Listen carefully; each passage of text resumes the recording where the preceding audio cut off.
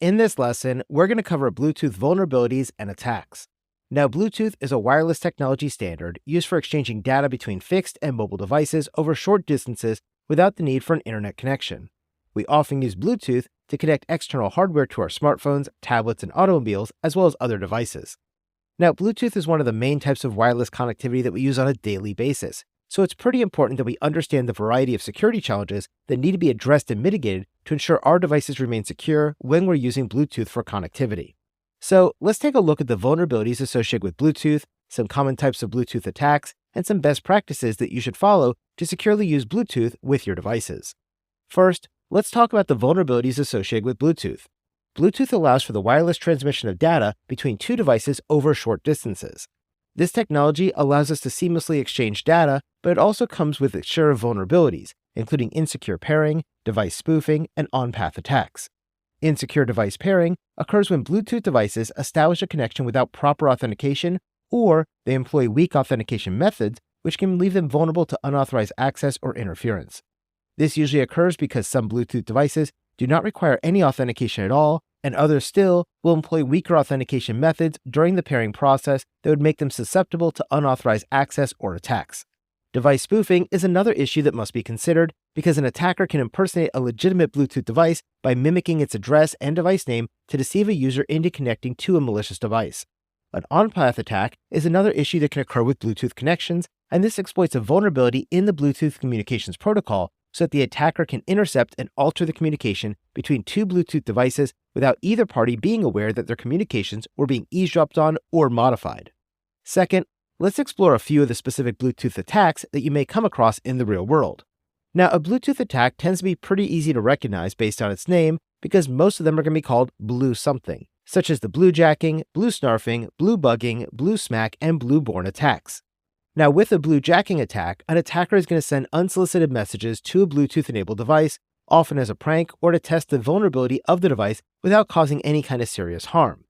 Now, a Bluesnarfing attack involves the unauthorized access to a device through its Bluetooth connection to steal information like contacts, call logs, and text messages. Bluebugging will take Bluesnarfing a step further by allowing attackers to take control of a device's Bluetooth functions and potentially use the device to make calls, send text messages, or access the internet. A Bluesmack attack is a Bluetooth type of attack that focuses on a denial of service where an attacker overwhelms a device by sending a large amount of data to cause it to crash or become unresponsive.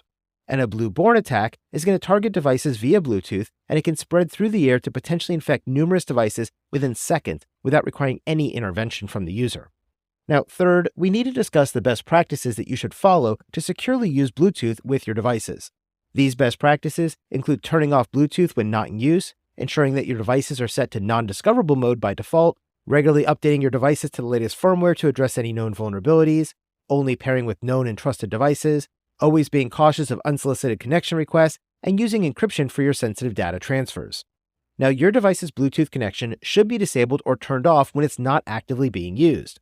By switching off Bluetooth when it's not being used, you're going to be able to reduce the potential attack surface and minimize your exposure to those threats. You should also set your devices to non-discoverable by default. In Bluetooth terminology, being discoverable refers to a mode in which a Bluetooth device is visible and can be found by other Bluetooth devices that are nearby and allows them to initiate a connection or pairing request.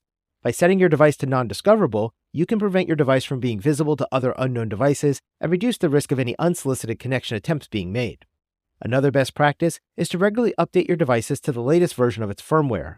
Firmware updates often contain patches for known vulnerabilities, so updating your firmware will ensure that your device's security remains current and up to date. When you're pairing your device with other devices, you should only allow pairing and connections between known and trusted devices. This practice will ensure that you're only connecting to legitimate devices and not malicious ones that are trying to exploit a vulnerability in your device's Bluetooth capabilities. When you're pairing your device, you're also going to be asked to authenticate your device by using a PIN or a passkey. To best protect your Bluetooth devices, you should always use a unique PIN or passkey during the pairing process because this adds a layer of security during that pairing process to ensure that unauthorized devices cannot easily connect to your device. Another best practice is to always remain cautious of unsolicited connection requests. Unexpected or unsolicited requests can be indicative of a malicious intent, so it's essential to be wary and avoid attempting such requests blindly. For example, I recently was on an airplane and different users kept trying to connect to my smartphone using my Bluetooth connection in order to airdrop pictures or memes onto my phone. But these images could have actually contained malware embedded within them, so it's a good idea to never accept unsolicited connection requests or files over Bluetooth. Finally, you should rely on encryption anytime you want to send or receive sensitive data. This encryption is going to scramble the data being transferred over the Bluetooth connection to ensure that even if it is intercepted, that data that's being transferred would remain unreadable to any unauthorized parties who are eavesdropping in on our Bluetooth connections. So remember, Bluetooth allows for the wireless transmission of data between two devices over short distances. This technology allows us to seamlessly exchange data, but it also comes with its share of vulnerabilities, including insecure pairing, device spoofing, and on-path attacks. Insecure device pairing is going to occur when Bluetooth devices establish a connection without proper authentication, or they employ weak authentication methods, which can leave them vulnerable to unauthorized access or interference. There are several different Bluetooth exploits and attacks used, including Bluejacking, Bluesnarfing, Bluebugging, Bluesmack, and BlueBorne attacks.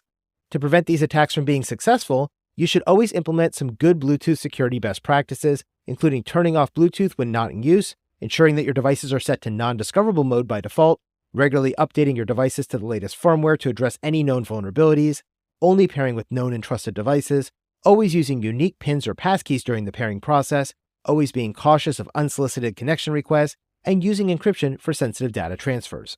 By staying informed about potential attacks, practicing safe connection habits, and keeping your devices updated with the latest security patches, your users are going to be able to enjoy all the benefits of Bluetooth connectivity while minimizing the risks associated with using a wireless connectivity protocol like Bluetooth.